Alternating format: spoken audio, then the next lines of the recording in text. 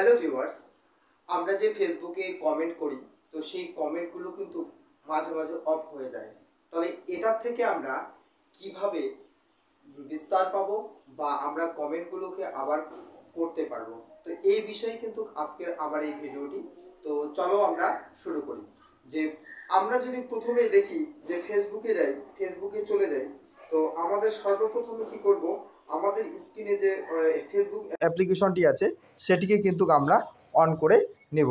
তো Facebook অ্যাপ্লিকেশনটিকে on করার পরে আমাদের সামনে নতুন একটি ইন্টারফেস শো করবে এবং আমরা যদি কি এখানে যে কোনো একটি কমেন্ট, যে কোনো একটি আমরা যদি কি করি, যে কোনো একটি পোস্টের উপর যদি আমরা কমেন্ট করি তাহলে সেই কমেন্টটা কিন্তু মাঝে মাঝে যায় না। তাই এর মেন যে কারণটা, সেই কারণটা কি, যে আমরা কিন্তু বেশি পরিমাণে কি করি, যে কমেন্ট করি। একদিনে যদি আমাদের মনে করো যে 50টি কমেন্ট সেকশনে, অর্থাৎ আমাদের ফেসবুক অ্যালগোরিদম যে সিস্টেমটি আছে, ধরে নাও যে 50টি কমেন্ট আমাদের আছে, তো 50টি কমেন্টের আমরা কিন্তু ডেইলি কভার করে দিয়ে আরও বেশি পরিমাণে কিন্তু কমেন্ট করি, কি ফলোয়ার বাড়ানোর জন্য বা পেজের রিচটাকে বাড়ানোর জন্য।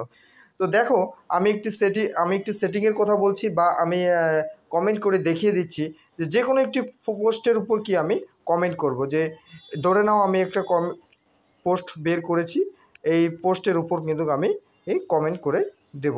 তো এটার উপর যদি আমি ক্লিক করি, যদি আমি লিখে দিই নাইস, NIC, এই নাইস লেখাটির উপর ক্লিক করে আমি যদি দেই, কিন্তু কমেন্টটি সেখানে কিন্তু যাচ্ছে না। তো এর কারণ হচ্ছে এটাই, আমাদের যদি ফেসবুক অ্যালগোরিদম সিস্টেম থেকে সারাদিনে ধরে নাও যে আমাদের 50টি কমেন্ট আমাদের পেজ বা আইডি থেকে করতে পারবো, তো আমরা মনে করো 50টি কমেন্ট আমরা করে ফেলেছি অলরেডি।